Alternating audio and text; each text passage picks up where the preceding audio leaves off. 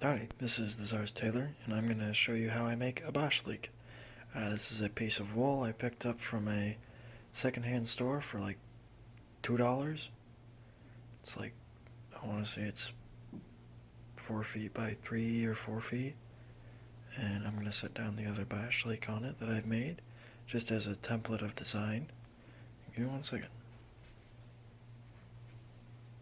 Alright, so basically, I'm running that across the top there and this side. It's going to be like 1 inch longer there, be cut there, across there, up there, and there. I'm going to take that, fold it over, just this part, to go over top there. Which, actually, now that I think about it, I'm going to pin it across here. Don't go any farther because it's going to be the same length as the top of your hood. So basically it's going to come out like that, and so the two halves together, if that makes any sense. I'll pin it all in place and get right back to it. Alright, so actually, I don't even need to use the pins. You can actually just draw it out with a pencil. I forgot, I haven't made one of these in a minute. I do kind of mass manufacture, as in make them a couple at a time for my store. The wool is 30/70. I just got a piece of 100% wool. Again, this was like $3. And it's been sitting around. I made a pair of putties out of it. But I had enough left over that I figured I could make a new Bashlyk and probably sell this old one that's not 100% wool. Which is why I sell them for so cheap, because the material's pretty cheap. It's just time and labor. But yeah. So, this measurement right here, this is obviously the top of the hood. It's going to be a little bit bigger than this one. And this measurement here is how much of a gap you're going to have around your face. It's going to be, obviously cut in half and then folded over and sewn together. This length here, drawn out, is going to be the start of the little head wrap. And then you can kind of see along here, this is going to be the bottom of the second half. It, cuts across like that. Here, here, and straightens out here, and then cuts off there. I'm going to cut this out, pin it in place and show you, and then obviously the remaining scrap piece, you just cut it as directly in half as you want, or you can cut from corner to corner if you want a more triangular piece. This measurement right here is about 5 inches. This measurement here is about 8 inches. This one is 14 inches this time, but usually they're about like 10-ish, 12-ish. This one's just to see how it fits in a different size, because then you can usually fit a larger hat underneath, whereas this one you can fit a smaller hat underneath, or no hat, because it keeps you pretty warm, even though it's not 100% wool. I was wearing this mountain climbing in January, and there's like 6 feet of snow on the ground, and I was warm. Ended up having to take it off, or you can just pull the hood down and leave the scarf wrapped around your neck. But yeah, anyway, I'll get to it. Now it's been cut, and you can see it kind of taking shape a bit more. Alright, I'm going to pin it together, and I'll show you from there. Now you can really see it all coming together. It's been pinned in place, folded in half, and you really just need those two sides pinned. You don't need that, because that's where your face is going to peek out. That's what's going to wrap around your head. And these are going to be like the scarf sections that wrap around both sides. Now you have this piece of scrap left over, which you can cut in half, or, again, more of a diagonal, not from the corner, but a couple inches up, and diagonal like that.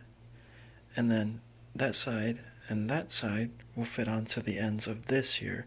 This is about 5 inches, so measure out 5 inches there, 5 inches there, cut a slant in between, and yeah, that's what I do with the other ones I make on my store. Over here is one that I would make. Well, that's all sewn up. Took me about another 20 minutes, so in total you can probably have this done in about an hour if you're pretty quick with hand sewing. With a machine, I can assume it'll only take about 5 to 10 minutes, but I'm stupid and I do everything by hand just because I prefer doing it by hand. I've never used a sewing machine. I've never owned a sewing machine. And yeah, I mean, the stitches aren't perfect, but again, this is going to be turned inside out and you're not going to see any of it, so who cares? Anyway, well, now it's done, all sewn together. I ended up rounding off these ends here. You can leave them square or just round a little bit of the corners, but I like doing this longer rounded. It just seems more traditional that way. Military ones were a little more square, But yeah, and then along with that, they would have had basically a ribbon coming across that way and going straight out to keep the point more, I guess, pointed. I don't really know why. And they do trim all around these edges. But since I'm doing this by hand, I could trim it, but this would take many, many, many, many, many more hours than I really give a damn about, just for a little bit of a different look.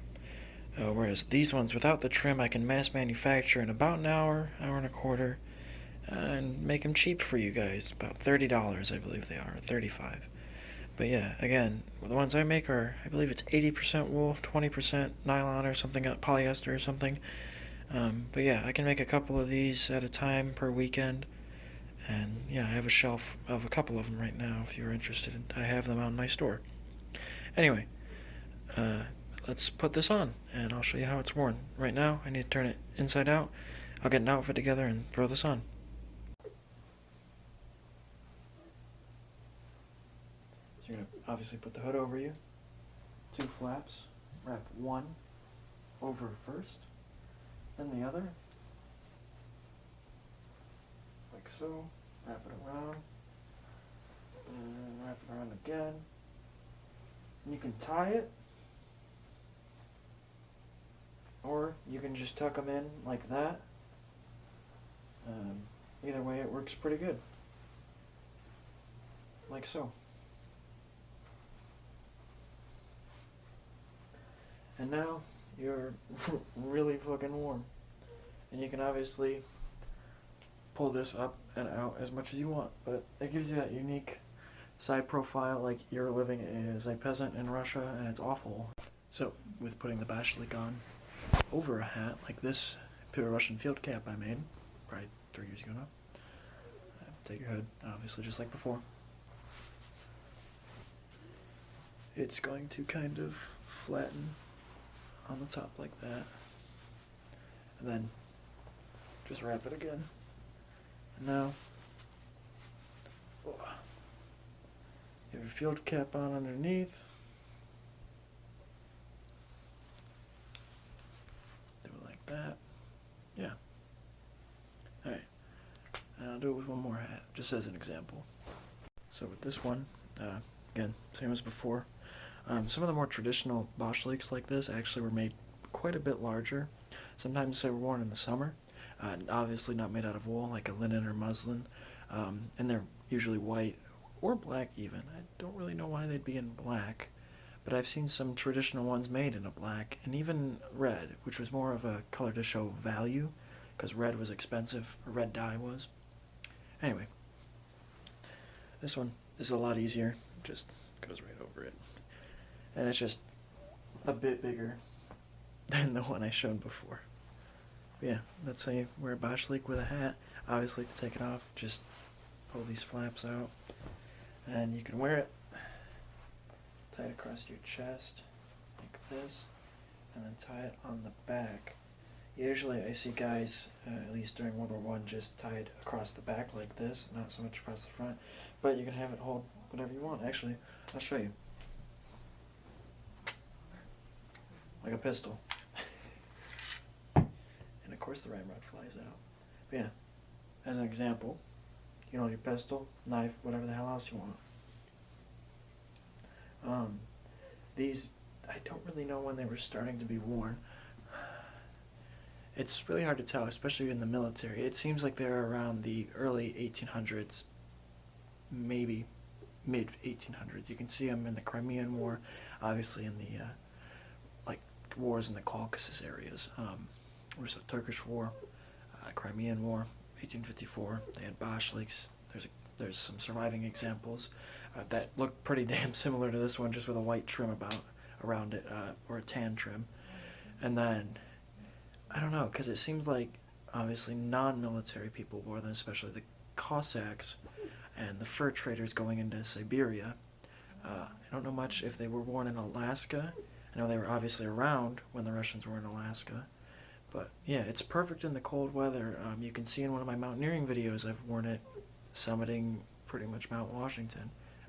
Was it Mount Washington or South System? Anyway, climbing up a mountain, middle winter, 6 feet of snow, single digits outside. This kept me warm. It was wrapped around my neck pretty much the whole time or over my face to block the sun. Just a great thing to have, easy to make with a small amount of material, or if you really want, you can buy one off my store for about 20-30 bucks.